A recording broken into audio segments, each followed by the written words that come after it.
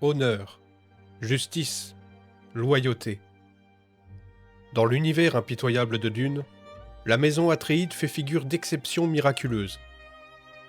Face à la barbarie de leurs éternels rivaux de Giedi Prime, ils incarnent le parangon de la vertu. De fiers dirigeants aimés de leur peuple, tragiquement sacrifiés sur l'autel d'un complot galactique. Mais cette image de noblesse immaculée n'est qu'une partie de l'histoire, car le sang qui coule dans les veines des Atréides est lourd d'un héritage terrifiant. Avant de devenir les martyrs d'Arrakis, leurs ancêtres ont été forgés dans l'horreur absolue. Le véritable fondateur de cette lignée héroïque n'était pas un sauveur, mais le fils biologique de l'un des pires tyrans cybernétiques que l'humanité ait jamais connu.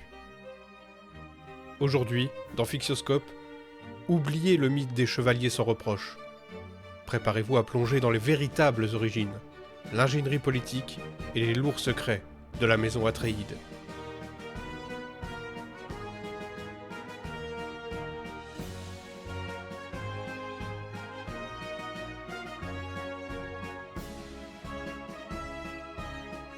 Pour comprendre la maison Atréide, il faut d'abord regarder vers notre propre passé, sur la vieille terre.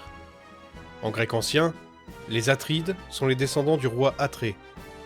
Dans la mythologie, cette lignée qui inclut le célèbre roi Agamemnon de la guerre de Troie est la définition même de la tragédie. C'est une famille noble, puissante, mais frappée par une malédiction éternelle, condamnée à des cycles de vengeance, de meurtres intrafamiliaux et de destins funestes. Les Atréides sont grands, mais leur grandeur s'accompagne inévitablement de souffrances colossales et de décisions terribles. Cette malédiction prend un visage bien réel et mécanique. Bien avant la création de l'Imperium, durant l'ère sombre où l'humanité était asservie par les machines pensantes, un groupe de tyrans humains refusant de mourir a transféré ses cerveaux dans des corps robotiques surpuissants. On les appelait les Titans. Le chef le plus impitoyable de ces Titans portait un nom issu de la mythologie, le général Agamemnon.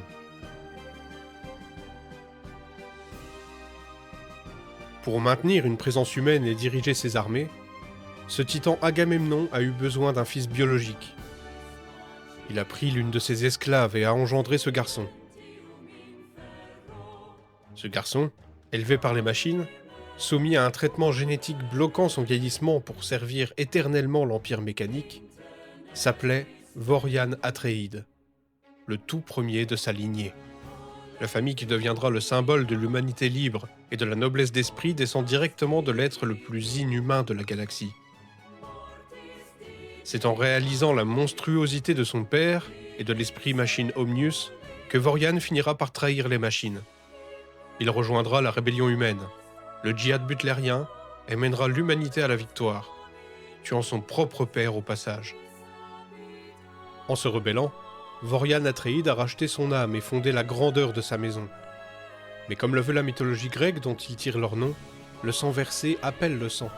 En gagnant cette guerre, Vorian a aussi commis l'acte qui a humilié un jeune soldat pacifique, nommé Abulur d'Harkonnen, déclenchant ainsi la vendetta la plus meurtrière de l'histoire galactique.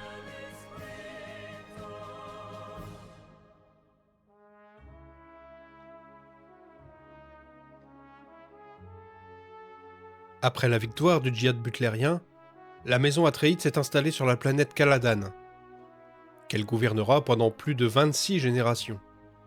Et pour comprendre les Atréides, il faut comprendre leur monde.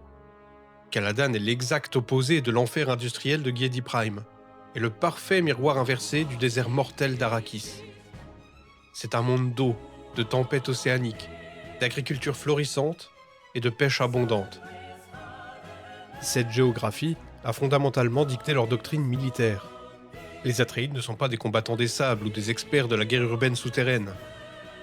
Leur suprématie est maritime et aérienne. Sur Caladan, ils ont développé une force navale inégalée et une maîtrise totale de l'espace aérien. Ce qui rend leur futur transfert sur Arrakis, une planète sans une goutte d'eau en surface, d'autant plus tragique. L'empereur les a littéralement arrachés à leur élément naturel, pour les jeter dans un environnement où toute leur expertise militaire devenait inutile. Mais la richesse de Caladan n'est pas seulement matérielle, elle est sociale. Contrairement aux Harkonnen qui règnent par la terreur, l'esclavage et le sang, Les Atréides règnent par la justice et le devoir. Ils ne sont pas parfaits, ce sont des autocrates féodaux, mais leur système repose sur un contrat moral strict avec le peuple. Sur Caladan, un citoyen sait que s'il est lésé, le duc lui accordera une audience équitable. Cette droiture a forgé leur plus grande arme. Une arme bien plus redoutable que les lasers ou les boucliers. Le fanatisme de la loyauté.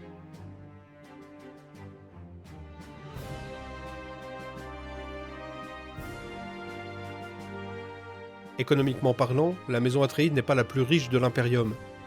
Elle est très loin d'égaler la fortune colossale des Harkonnen, issue du commerce de la chaume. Mais le duc Leto Atréide a perfectionné un autre type de richesse, presque sectaire. Un culte de la personnalité basé sur l'honneur. Gurney Halleck, le maître d'armes, ancien esclave des Harkonnen, marqué au visage par la cruauté de Rabban. Il a trouvé chez les Atréides une famille et une dignité. Il mourrait 1000 fois pour le duc. Duncan Idaho, le maître lame prodige, prêt à affronter seul une armée de Sardaukar pour sauver l'héritier Paul. Ou encore Tufir Hawat, le maître des assassins et Manta, qui a servi 3 générations de ducs Atréides avec une dévotion absolue. Les hommes de Leto ne se battent pas pour une solde, ils se battent pour l'homme. Le duc Leto dirige ses troupes avec l'amour d'un père et l'exigence d'un général. Il est connu pour une maxime célèbre. Nous sommes les Atréides, et jamais nous ne sacrifions les nôtres. Cette politique totale de l'honneur crée un noyau dur incorruptible. Aucun espion, aucun agent dormant ne peut infiltrer le cercle restreint de Leto Atréide par la corruption financière. Mais dans la politique byzantine de l'univers de Dune, la vertu est souvent un poison. La popularité du duc Leto, son charisme et cette armée fanatiquement loyale qui rivalise presque avec l'élite de l'empereur, tout cela a commencé à effrayer les autres grandes maisons.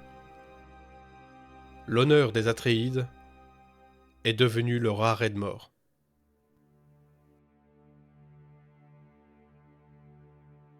La popularité croissante du duc Leto au sein du Landsraad, le grand conseil des maisons, était déjà un problème pour l'empereur Shaddam IV. Mais la véritable ligne rouge a été franchie sur le plan militaire. Grâce à l'entraînement intensif de Duncan Idaho et de Gurney Halleck, une petite portion de l'armée Atréide a atteint un niveau d'excellence terrifiant, rivalisant presque en combat rapproché avec les Sardaukar, légion d'élite de l'empereur, réputée invincible. Pour Shaddam IV, c'est une menace existentielle. Mais on n'élimine pas une maison aussi respectée par une attaque frontale sans risquer une rébellion de tout l'Imperium. L'empereur s'allie donc secrètement avec les ennemis jurés des Atréides, les Harkonnen, pour concevoir le piège parfait, offrir Arrakis, la planète la plus précieuse de l'univers, au duc Leto. C'est un cadeau empoisonné que Leto ne peut pas refuser politiquement. En acceptant Arrakis, les Atréides quittent leur forteresse inexpugnable de Caladan pour s'isoler sur un monde hostile, aux infrastructures sabotées par les Harkonnen, entourés d'espions et coupés de leur puissance maritime. Le piège est refermé. Il ne manque qu'une lame dans le dos pour porter le coup de grâce.